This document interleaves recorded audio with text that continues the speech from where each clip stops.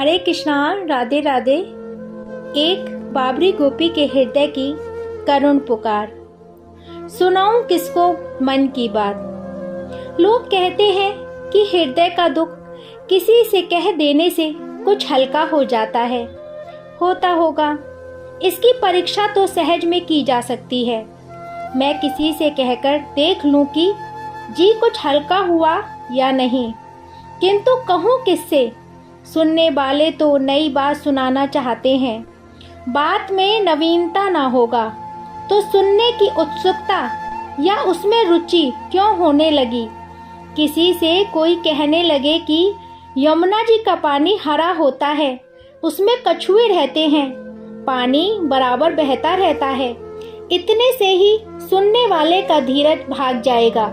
वह कह देगा बस बस, यह सब हम भी जानते हैं। यह कहकर शायद वह वहां से चल भी दे। ठीक यही दशा मेरी है। यहाँ तो सभी के हृदय में घाव है, सभी मनमोहन के बिरह में तड़फ रहे हैं, सभी एक ही रोग के रोगी हैं। कोई खुलकर आंसू बहाता है तो कोई चुपचाप पी लेता है। हृदय की यह कसक किसी के लिए नई बात नहीं है। जब अपने ही हृदय में आग लगी हो तो कोई किसी की कसक की परवाह कैसे करे? जिस किसी के पास जाकर मैं कहने लगूंगी कि कन्हैया की याद में, इतना सुनते ही वह स्वयं हृदय पर हाथ रखकर कह उठेगी, याद ना दिला बहन, दबी हुई पीड़ा को उकसा मत। ओहो, क्या वे दिन फिर आएंगे? हाँ प्राणनाथ, कब आओगे? इस प्रकार जब वह अपना रोना आरंभ करेगी तो मैं अपने मन की बात कैसे सुनाऊंगी? जी हल्का होने को कौन कहे और भारी हो जाएगा। उसकी बात सुनकर लौट आना पड़ेगा। तब क्या किया जाए? सुनाना तो किसी को अवश्य चाहिए। बिना कहे काम न चलेगा। भीतर ही भीतर हृदय छलनी हो जाएगा। चलूं वन की ओर, वहां शायद कोई सुनने वाला मिल जाए। सुकुमार पक्षियों, तुम मेरे मन की बात सुनोगे? अरे तुम तो फड़फड़ाकर उड़ चले। चेचे करके शायद तुम भी रो रहे हो। ठहरो तो, इतनी जल्दी मत भागो। मेरी बात ना सुनना। कुछ देर बैठकर परस्पर नेत्रों द्वारा बात करें। किंतु तुम क्यों मानने लगे? हाँ विधाता, आज सभी मुझसे दूर भाग रहे हैं, जैसे मेरे शरीर से लपट निकलकर इनको भस्म कर देगी।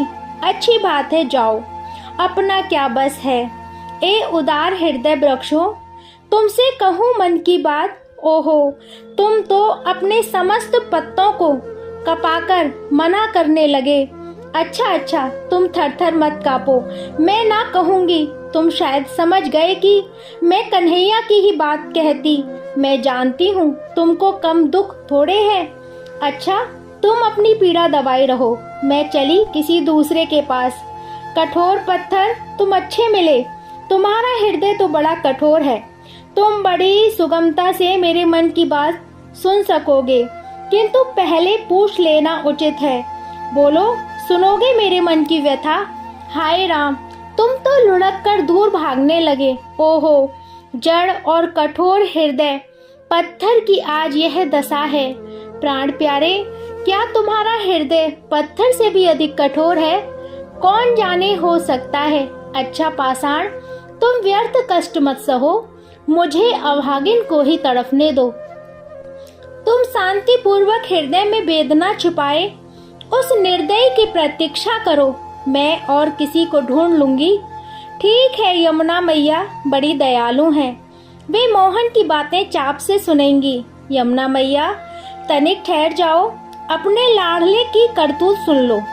यह क्या कर गया है यहाँ? तुम तो ठहरी नहीं, क्या तुम चलती रहो, मैं सुनाती रहूं? कल कल करके तुम कुछ कह रही हो क्या? हाय, तुम भी तो रो रही हो। तुम्हारी यह दशा, तुम्हारे हृदय की उमंगें किनारे पर सर पटक रही हैं। हाँ, अब मैं किसके पास जाऊं?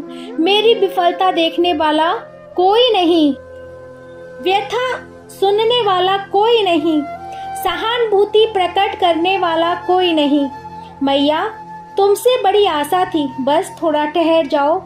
अच्छा, तुम ना ठहरो, मैं ही तुम्हारे साथ साथ चलकर सुनाती हूँ। जरा जोर से मत चलो, धीरे धीरे चलो, मेरे पैरों में उतनी शक्ति नहीं है। हाँ तो सुनो, तुम्हारा कन्हैया ओहो किनारे किनारे दौड़ रही थी। सामने बड़ा सा गड्ढा पड़ गया। मुंह यमुना जी की ओर था और ना देखने से उसी में गिर गई। थोड़ी देर में उठकर बैठ गई। हाँ निर्दयी, गड्ढे ने यमुना मैया से भी बात ना कहने दी। सुनाऊं किसकी मन की बात सुनाऊं। और फिर गोपी अचेत होकर गड्ढे में पड़ी पड़ी यमुना जी को सुना रही है।